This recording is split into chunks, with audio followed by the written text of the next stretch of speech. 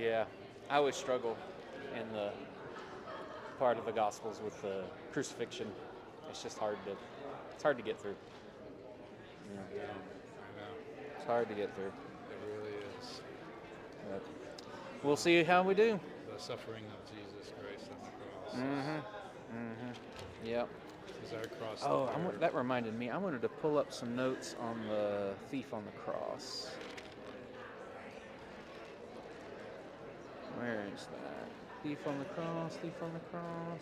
I like your outfit. I like There that, it is. That gold. I like that color. Thank you. Yeah. I appreciate it. Let's see. Thief.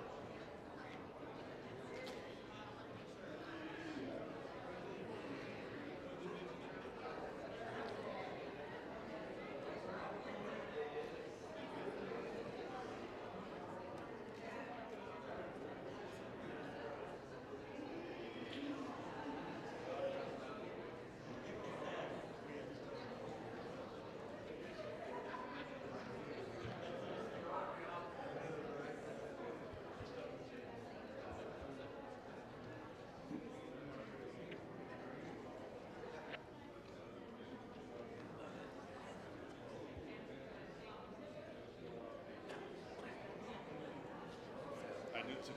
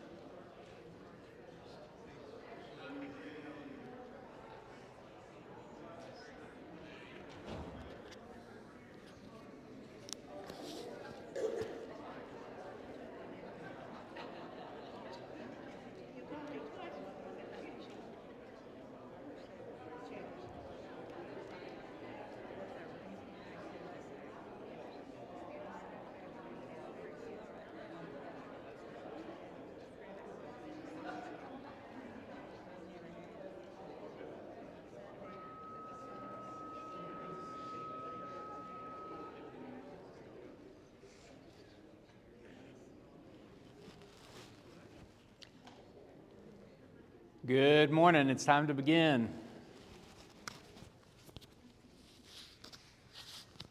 So good to see everyone here this morning. If you're visiting with us, we'd like to welcome you, and we're so glad that you came our way. We're going to be in Luke 22 this morning, if you'd like to go ahead and turn there. Luke 22. And our assignment is to finish the book of Luke this morning. Insert laughter here. Yeah, that's right. I don't see our daily Bible reader counter yet, so we're going to go ahead and get started. Let me just kind of walk you through the outline of what's covered in the rest of the book of Luke. I'm filling in for Bryce while he is teaching at a college retreat. And so, are you ready? Are you the counter? You're the counter. All right. If you are a daily Bible reader, will you raise your hand, please? Thank you very much, daily Bible readers.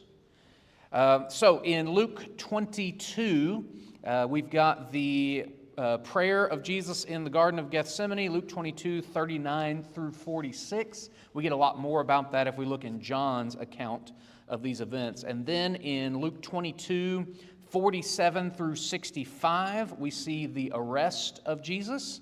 In Luke 22:66, all the way through chapter 23 and verse 25, we find Jesus being tried in these various trials with Caiaphas and with the Sanhedrin, with Pontius Pilate as well. Then we have the death of Jesus on the cross in Luke 23:26 through 56. And then chapter 24 is dedicated to the resurrection of Jesus. We can see the empty tomb in verses 1 through 12. We see his appearance to certain disciples on the road to Emmaus in 24 verses 13 through 35. Then he appears to the 11 remaining apostles in verses 36 through 49. And then he ascends to heaven in verses 50 through 53. You're good. You can put your hands down. And so that finishes the book of Luke. There you go. I covered it all. That's the outline. So now we can do whatever we want to do, right? So let's look in Luke chapter 22 and look at the arrest of Jesus beginning in verse 47.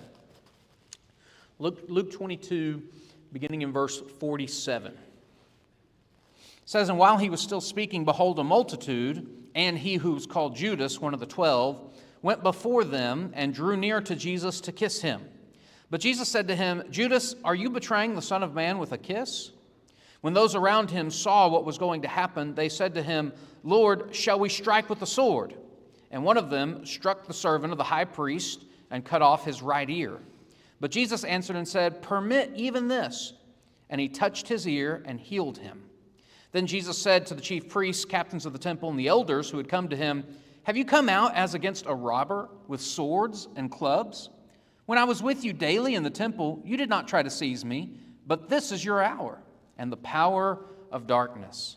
Okay, so Jesus is being arrested. We've got these temple guards, servants of the high priest, and they've been employed to do this.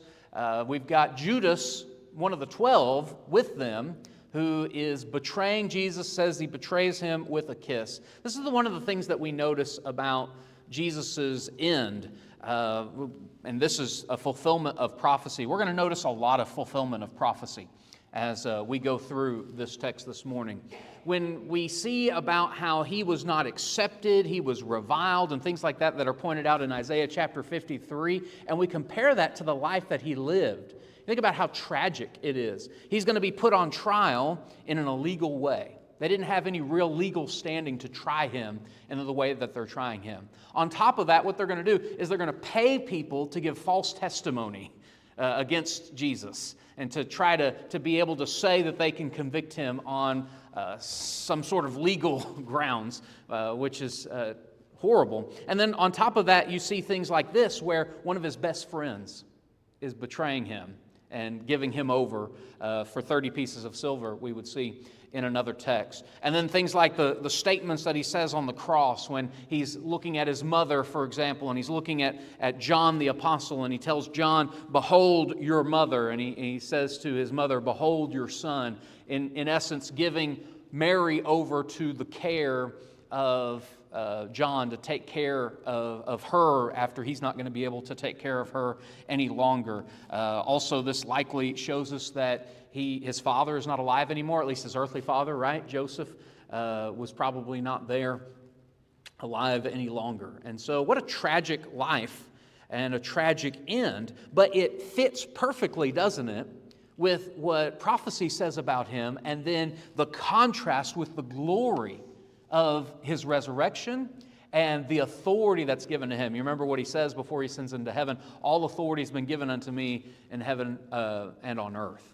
And so there's a great contrast there where we can see the lowest of the low and then the highest of the high and the honor that's due him, so that Paul tells us in Philippians chapter 2 that at his name every knee should bow and every tongue should confess. Okay, so you've got this arrest in the garden, and of course, what do his apostles want to do?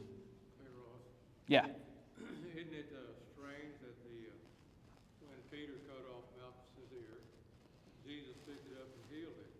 The chief priests were there and saw it, Yeah. and they still didn't believe it.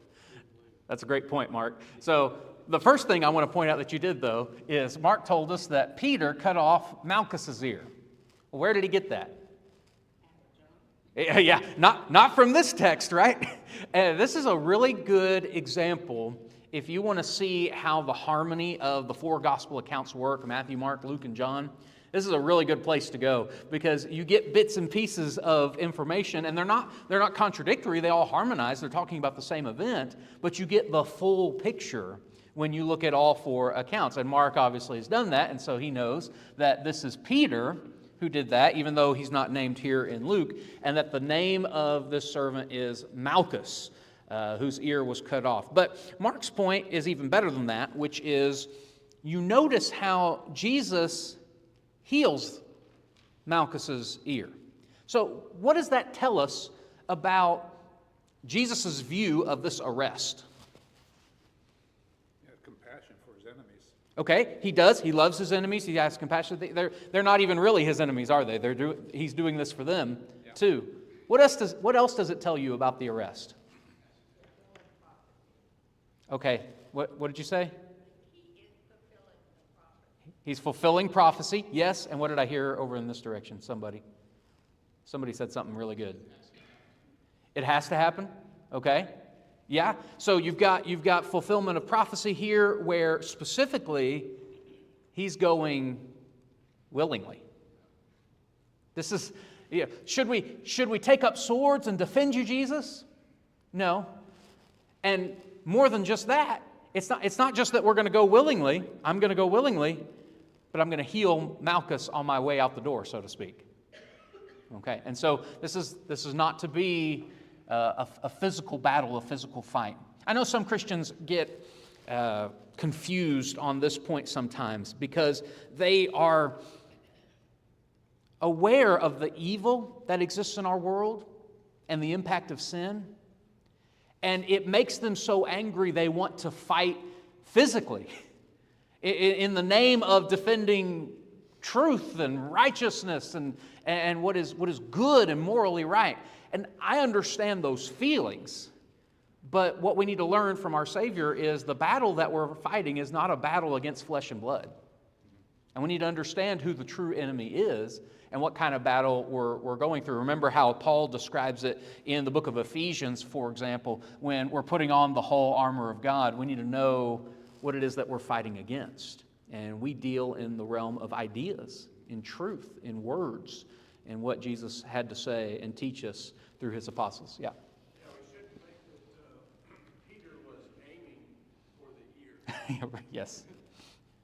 Peter was not aiming for the ear, and I think nobody would, right? And so what does that tell you about where Peter's at, and then in contrast where Jesus is at? Yeah, Jim?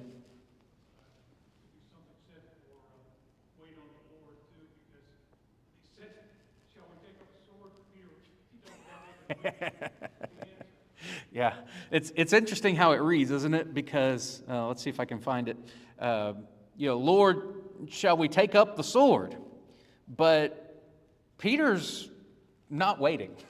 He's going to act, and so maybe something to be said here for waiting and finding out what the answer needs to be. In fact, you can find a few specific Old Testament examples of the children of Israel asking the Lord if they should go to battle and then not waiting for the answer. Or you think about Balaam, for example. He's supposed to wait for them to come and ask him again to go with them and prophesy, and he doesn't wait. He gets up early to go with them. Waiting is an important part of Christian living. Okay, other thoughts before we move forward? Yes, ma'am.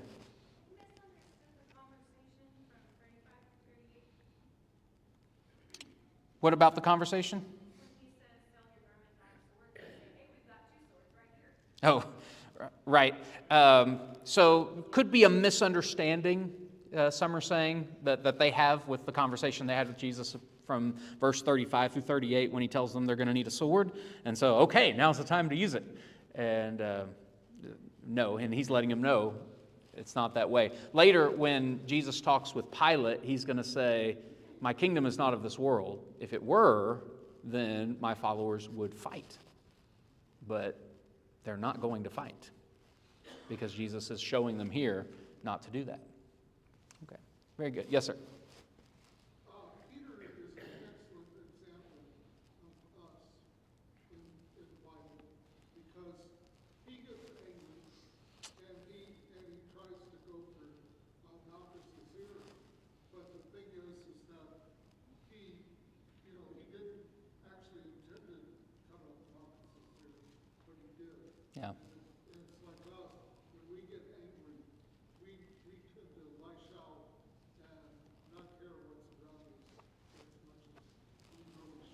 Yeah. Sure. It's true that we can relate with the apostles because the reason why the apostles and Peter specifically here, in a lot of cases, the reason why they act the way they do is they don't have full understanding of what's going on. And it's not that Jesus isn't teaching them and telling them. They should be able to understand some of these things. But aren't we the same way? Where sometimes we act in a way that really isn't the best because we don't have full understanding. And we're grateful for the grace of our God that allows us to work through these things and to grow and to develop and deepen our knowledge and start to do better. But it also should give us some caution, shouldn't it? To make sure that we have authority before we do the things that we do in the name of the Lord. A good point. Thank you so much, George. Okay, let's move on to the next section here. Verse 54, it says, having arrested him, Luke 22:54, having arrested him, they led him and brought him into the high priest's house, but Peter followed at a distance. Now when they had kindled a fire in the midst of the courtyard and sat down together, Peter sat among them. And a certain servant girl, seeing him as he sat by the fire, looked intently at him and said, this man was also with him. But he denied him, saying, woman, I do not know him. And after a little while, another saw him and said, you also are of them. But Peter said, man, I am not. Then after about an hour had passed, another confidently affirmed, saying, surely this fellow also was with him, for he is a Galilean. But Peter said, man, I do not know what you are saying. Immediately, while he was still speaking, the rooster crowed, and the Lord turned and looked at Peter. Then Peter remembered the word of the Lord, how he had said to him, before the rooster crows, you will deny me 3 times. So Peter went out and wept bitterly. I love and hate this passage at the same time, if you understand what I mean. Of course, I don't hate the Bible, but I see myself in Peter. Because here's someone who spoke so strongly previously about how he would die for the Lord. I'm not going to deny you, Jesus. I would die for you. And of course, we see him just previously swinging a sword. It looks like he's willing to back that up. I don't want to be too hard on Peter because he was brave enough to swing the sword, misguided as he was. But now, in this situation, it's almost like if I'm not fighting, I don't know what to do. And some people are that way. They don't know what to do if they're not fighting. But he found himself denying the Lord just as Jesus prophesied that he would. Now, one of the things that sticks out to me specifically here is because it happened 3 times, and because we even get some time elements here in the text, for example, when it says an hour had passed in verse number 59, and that again he confidently says, they confidently say, yeah, you were with him, and he says, I don't know what you're saying. He's exclaiming it, right? I don't know what you're saying. Even after he had time to think about his transgression, he followed through with the same transgression again. And so this is why I both love and hate this passage, because it's so applicable to me. But I hate this about myself, that often I will do the wrong thing, and then when faced with the same situation again, I'll do the wrong thing again. Now, I also want to pair this with John chapter 21. We're not going to go there, so please don't. But in your own study, you can see after the resurrection of Jesus, Peter gets to have a conversation with Jesus. And you can see, if you look carefully, in Peter's behavior in that chapter, that there's likely some feelings of guilt that still remain. And maybe he wonders, am I going to be accepted by the Lord after I denied him 3 times? And Jesus shows that he will be accepted, and he is going to get an opportunity to continue to serve and to work in the kingdom. Feed my sheep. What does that mean? That means, Peter, you're going to serve, right? But then you talked about how we're going to have to suffer many things for your name, and he says, well, is John going to have to die for the cause? He's, basically, in my own words, you don't worry about John, you worry about you, and make sure that you're ready to die for the cause. It looks like in Luke 22 that Peter isn't ready yet to die for the cause. But later on he would be. And that is encouraging to me, that I can be forgiven of my past wrongdoings, and I can grow to become someone who maybe I was weak before, but in the future I can be strong.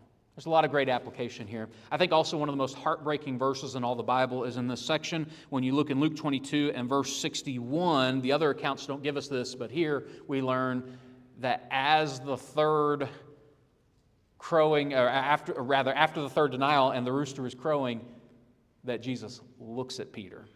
So he's in a position where he can see him.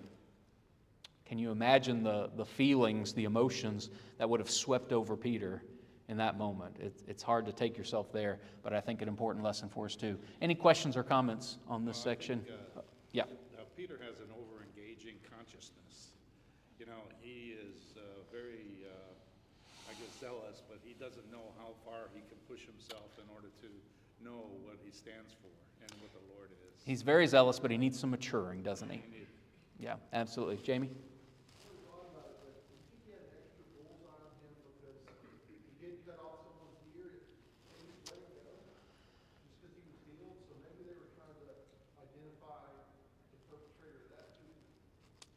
Yeah, you can only pick up on this really when you're reading it through like we are in its context, to where, how does Luke put this together? Well, Luke shows us Peter cutting off an ear, and then the next thing he shows us is Peter denying Jesus. And so Jamie is pointing that out, saying maybe there's a bigger bullseye on him because of that. I don't know if I could say, for sure that that's the case or what Luke is trying to point out to us, but I do know that these inspired writers wrote things in the way that they did for a reason. And when you see what they chose to include, what they chose to leave out, it matters. And so it's not just that the story is true. It is. These events happened, but the way the story is told really matters. And so there might be something there, Jamie. Other thoughts? Yes, sir. I definitely think part of what's going on here is how the disciples all this time have not understood where Jesus is really going with this whole kingdom of heaven idea and what life is going to be like after he dies. Yeah. And I think I see this as part of Jesus trying to help him realize you're not willing to die for a fake Messiah cause. You're only going to be willing to die for me, for Right. our relationship. Yeah. And that becomes one of the greatest proofs of Christianity is what these guys did after Jesus died. We don't have physical proof of the resurrection, but we have proof of how they responded to it. Right. The fact that the apostles were willing to hasten their death by affirming the resurrection of Jesus in the face of the lies that were said about that, it really speaks volumes to the credibility of the witnesses' claims, including these 11 men. Very good. Look at verse 63. It says, "Now the men who held Jesus mocked him and beat him, and having blindfolded him, they struck him on the face and asked him, saying, 'Prophesy, who is the one who struck you?' And many other things they blasphemously spoke against him." This is just a short little section here that can get your blood boiling a little bit. I think you see these blasphemous things that they're doing and that they're saying about him.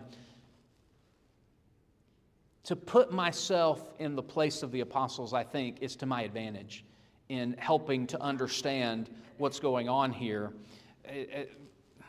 You can understand better why Peter's reacting the way he is. You can understand why the apostles are feeling the way that they are in these contexts in the different gospel accounts surrounding this night that's recorded in Scripture. And you see, of course, the terrible way that Jesus was treated, and remind yourself that he didn't have to go through any of that, and that he did it for us. Very important things to remember. Now, we'll focus on what will we say. We'll say Jesus died on the cross for our sins. And it comes so smoothly and easily out of the mouth because we've heard it and thought of it so many times that maybe we don't take time to appreciate it. But also, if we just talk about dying on the cross, do we appreciate all the sacrifices leading up to it? It wasn't just a sacrifice of his death. It was a sacrifice of his entire life because he was never treated and accepted the way that he ought to have been. This is just one moment where they're, blindfolding him and hitting him and mocking him, say, "Prophesy and tell us who hit you." I wonder if that's any more painful than being rejected by his own people in the Nazareth area when he was preaching over a year before this. You have to take a look at that being as he is man-God, and he is faced with man in the world. And that, doesn't set him apart. He's still humble himself, and he's still, understanding of their way, because he is the God. The Son of God and the Son of Man. Absolutely. Yep. Very good. Okay. Let's look at 66, verse 66. As soon as it was day, the elders and the people, both chief priests and scribes, came together and led him into their council, saying, "If you are the Christ, tell us." But he said to them, "If I tell you, you will by no means believe. And if I also ask you, you will by no means answer me or let me go. Hereafter the Son of Man will sit on the right hand of the power of God." Then they all said, "Are you then the Son of God?" So he said to them, "You rightly say that I am." And they said, "What further testimony do we need? For we have heard it ourselves from his own mouth." Now, you've got, I guess, leading the witness here would be what this is referring to. Tell us if you're the Son of God. Or what are they going to do? Entrap him with that and try him on that basis and eventually, call him guilty for doing that. But one thing that we need to note when we consider the prophecies that are being fulfilled, some people will point to Isaiah chapter 53, where it says that as a lamb before its shearers is dumb or doesn't speak, so he opened not his mouth. And they say, well, Jesus is saying things during the trial, and he's saying things on the cross. Clearly, he opened his mouth. And so, do we have a Bible contradiction here? It's not a contradiction. Why not, Roger? It's about whether or not he tried to defend himself. He did not. He went, kept his mouth shut, and knew it had to happen. He'd already asked God to help him, and the answer was no. Yeah. So he accepts what he was there to do. He knew it was coming for all of his life. Right. He knew exactly what was coming. Yes. So he knew he was not going to put up a defense. We know that not every statement in the Bible is to be taken literally, and this is one of those. So he opened not his mouth. It's that he opened not his mouth in his defense, in his own defense, because you look at the way he's talking about it here, he's already resigned to the fact that you're not going to believe if I tell you. But he is answering to give them the truth. I am essentially the Son of God. Notice also that they pick up on that, what the implications of what he says are. Are you the Son of God? You rightly say that I am. Well, how do they interpret that? What is the implication of him saying he's the Son of God? What does that mean to them? That's blasphemy. Why? Why would that be blasphemy for Jesus to say, I'm the Son of God? Aren't we all sons of God in a way of speaking?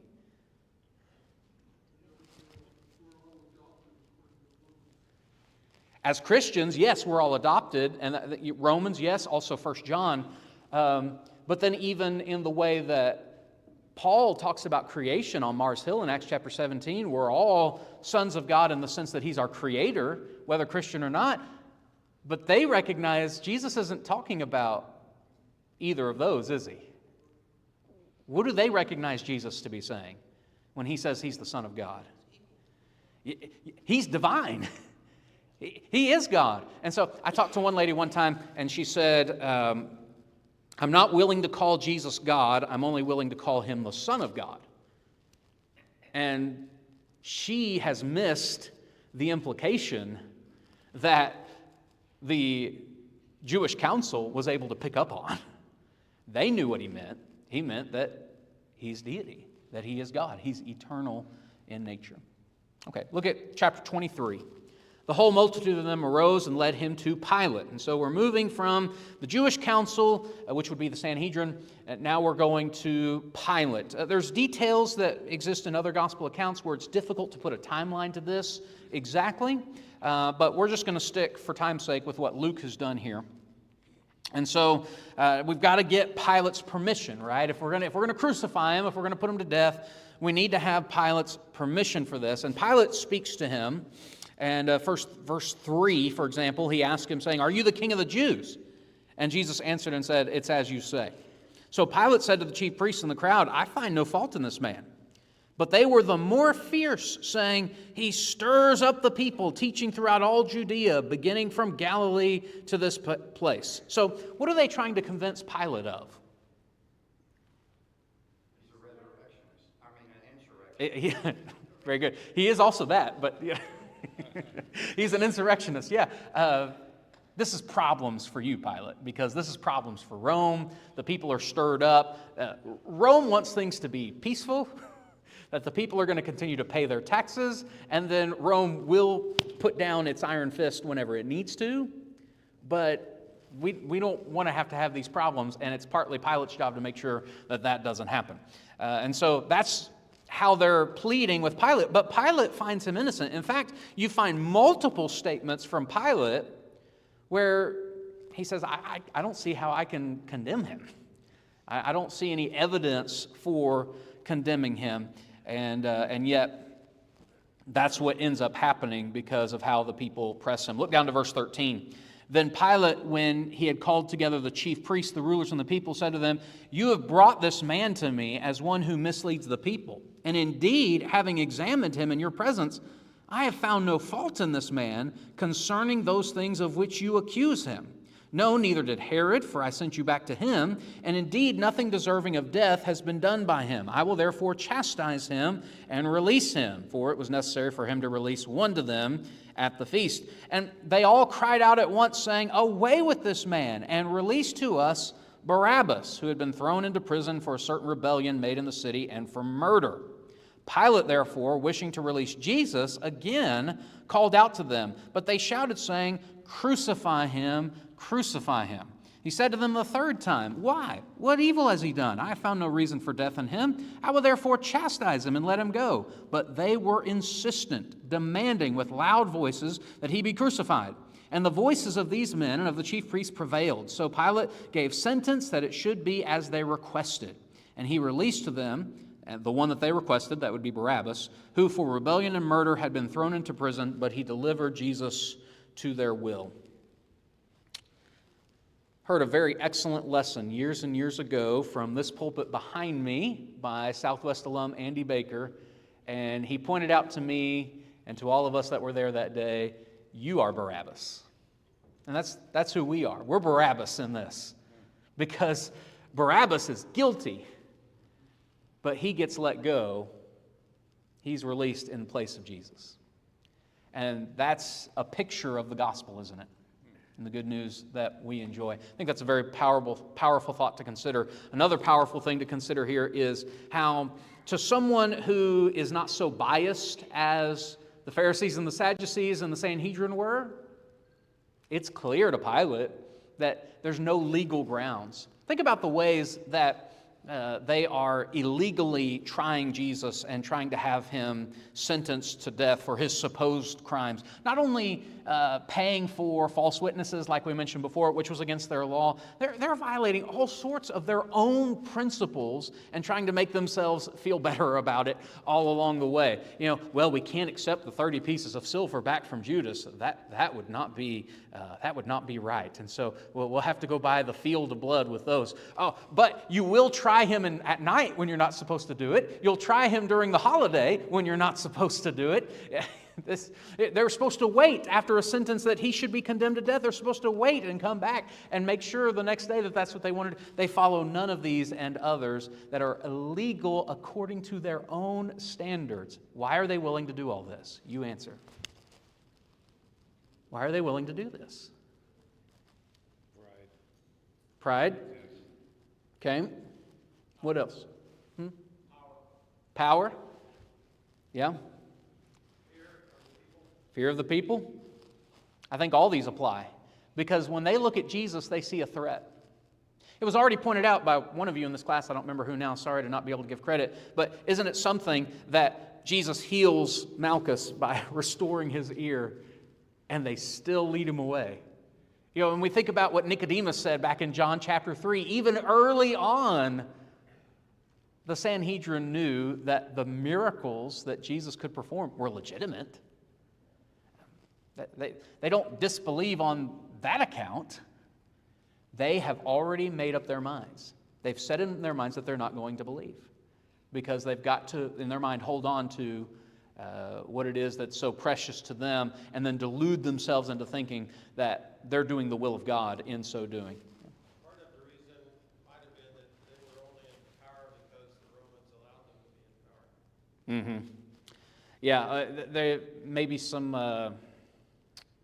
well, what do you think's going on in their minds because of that? Or the tightrope, they have to not defy the Roman authorities by saying this is the Son of God. This man is higher than Caesar. Yeah. I see them trying to manipulate the situation to try to get Rome to do this for them. But if Pilate had stood his ground and said no, I'm not sure it would have mattered. I'm not sure it really would have mattered.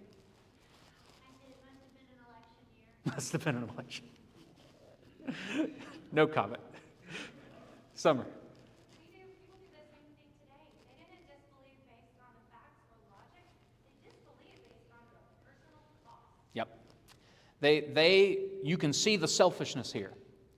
And that's what a closed mind really is.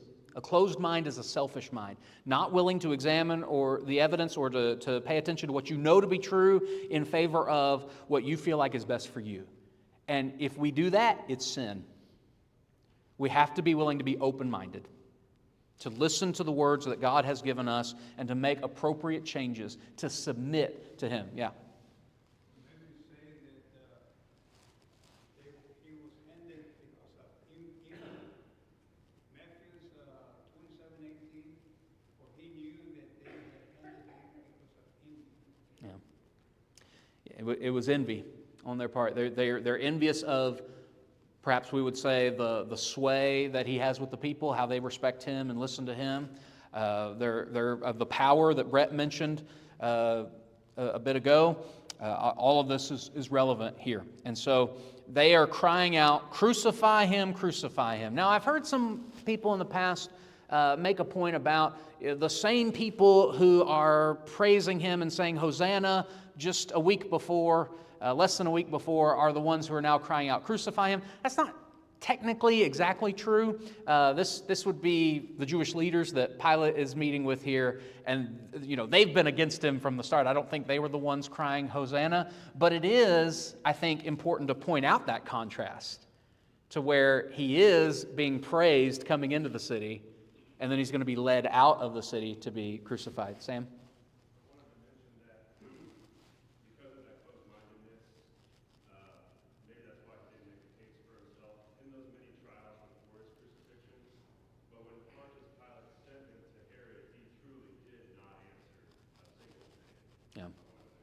That's true. He didn't in front of Herod.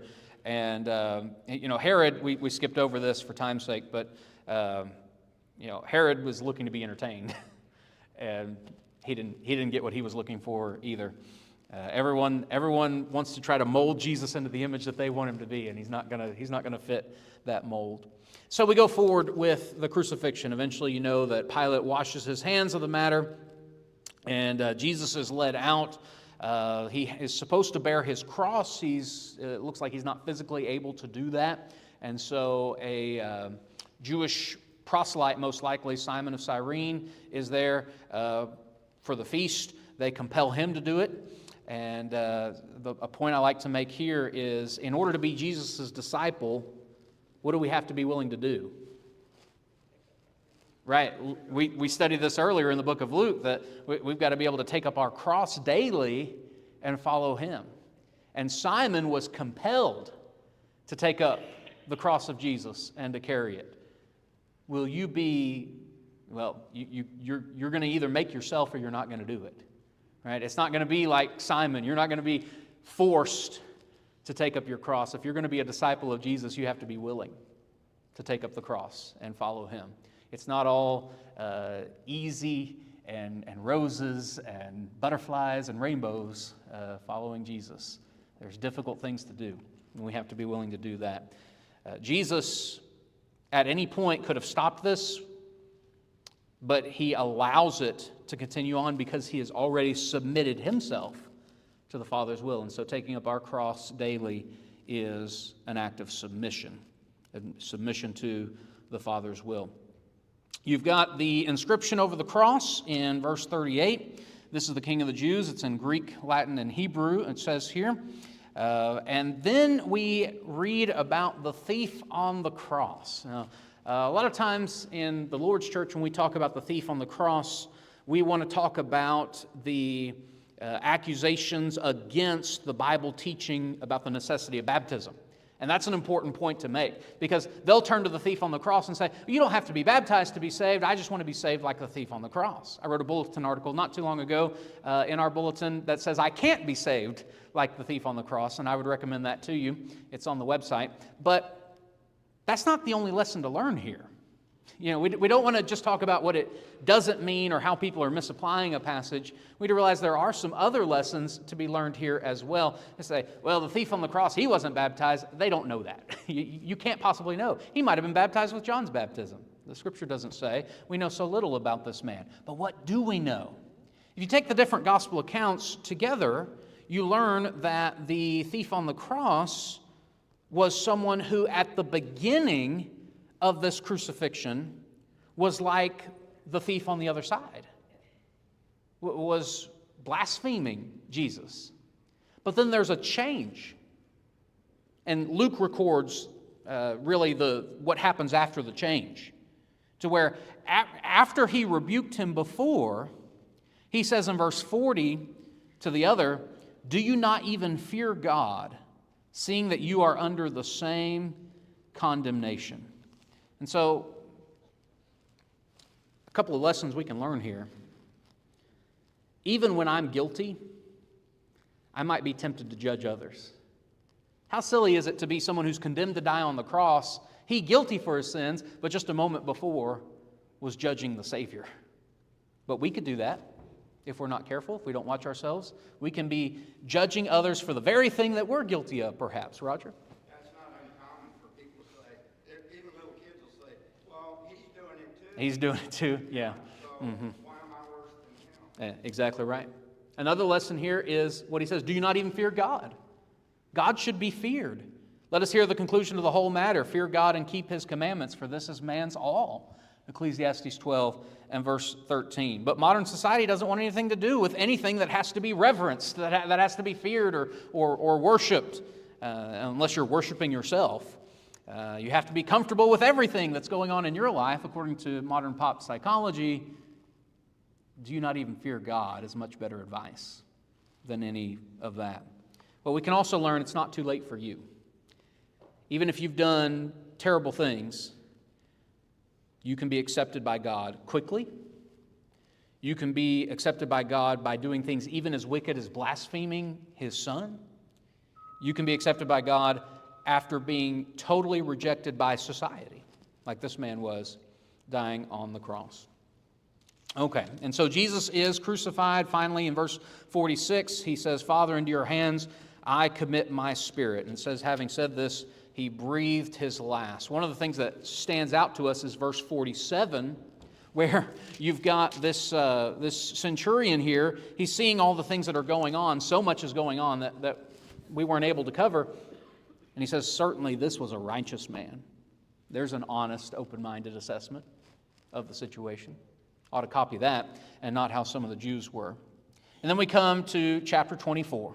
And chapter 24 is, of course, at the end of the book of Luke, much the same as all the other gospel accounts, Matthew, Mark, and John.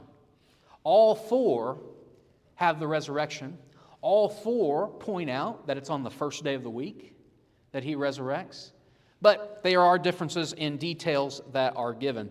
In this account, we have the women coming early to anoint the body of Jesus, to give it a proper burial. And after the fulfillment of prophecy of just previously in verse 50 of chapter 23, Joseph of Arimathea coming and asking for the body of Jesus so that, as Isaiah points out, he could have his grave with the rich.